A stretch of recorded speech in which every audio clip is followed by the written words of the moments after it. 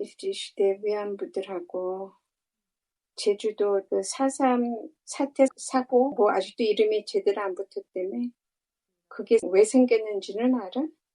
제주 4.3 사태가 일어났을 때 처음 시작은 그렇게 그 뭐 노동당이니 무슨 그 당시에는 제대로 그러니까 북한 남한이 있는 게 아니었잖아. 그때는 일본 사람들이 제주도를 군사기지로 활용을 하고 있었기 때문에 중국 정벌 하는데 군사기지로 쓰고 있었기 때문에 거기에는 일본의 무기들, 무기고 그런 모든 것들이 가장 많이 있었던 곳이야. 신식무기 이런 거. 그런데 내가 책에서 전에 한번 읽은 걸로는 어떤 아이를 경찰차인가 장갑차인가 쓸고 갔는데 사람 취급을 안 한 거지. 애를 죽이고도 거기에 민중들이 너무 얼마나 화가 나. 그 말도 안 되는 거지. 그래가지고 국가 권력에 좀 뭐라 그러나 대들었다 그래야 되나.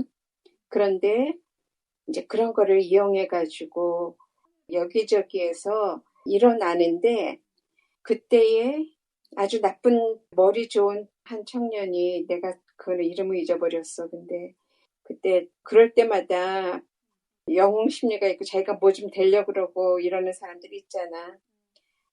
그래가지고는 남은 일제 잔재들을 잡겠다고 그런 경찰들이 다들 일본 앞잡이였잖아. 그러니까 경찰서를 난입을 했을 거야. 그래서 무력으로 충돌이 생겼거든. 그런데 그거를 이승만 때 미국에서 일본 떠나고 나서 미국이 한국을 접수를 했잖아. 그때 한국을 좌지우지했던 한 대위급의 어떤 사람이 그 보고를 들었어. 거기에 일본 무기고가 대단한데 그거를 한국 민중이 차지해가지고 반란을 일으키면 미국 몰아내려고 그러고 무서운 일이 생길지 모른다. 그러니까 제주도 거기 누가 빨갱이고 누가 일본 잔재고 누군지 모르잖아. 어떻게 그때 그 시절에 그걸 가릴 거야. 그러니까 그냥 몽땅 죽여라 그런 거야. 그래서 그게 최고의 살해 사건이지. 미국이 이승만하고 잘못 보고를 받았든가 아니면 일본의 무기고를 가지고 정부에 반란하는 반란군이 생길까봐 그냥 지레 무서워서 그냥 죽여버린 거야. 그게 다 해가지고 15, 6, 7만 명이라고 그러잖아. 그렇게 많이 죽였대잖아. 그 말이나 돼? 그때 제주도민들의 적어도 반은 죽었다고 그러더라. 반은 죽였다고 그러더라고. 30 몇만 명이었거든? 그 중에 반은 죽인 거래. 지금 정확하게 그 스토리를 전에 한번 그냥 읽은 적이 있어. 문득 읽었던 기억이 나는데 그것도 광주 사태 5.18하고 해가지고 너무나 마음이 아팠던 그런 스토리거든. 말이 안 되는 일이 벌어진 거야, 우리나라에서. 그거는 감당이 안 되는 아픔이거든. 한 집 걸러 다가 같은 날 제사를 지낸대잖아. 한 집 걸러. 그런 거를 보면 우리나라 사람들이 그래 한이 맺혔다. 한많은 민족이라는 말을 할 만하다. 이렇게 생각이 돼. 아주 슬픈 역사야.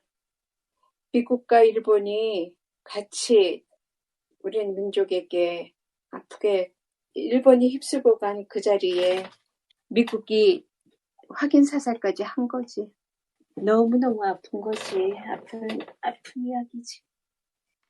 그러니까 우리 국민들이 미국 잘못 믿어가지고 얼마나 일본한테 당한 거 이상으로 당했거든. 미국한테도.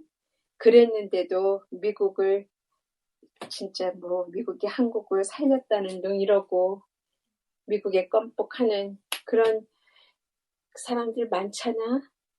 그리고 어차피 강대국이니까 윤석열 같은 사람은 거기에 빌붙어서 뭐 권력을 좀 더 연장해서 자기가 뭐를 좀 할 수 있을까 하고 미국에 붙는 거잖아.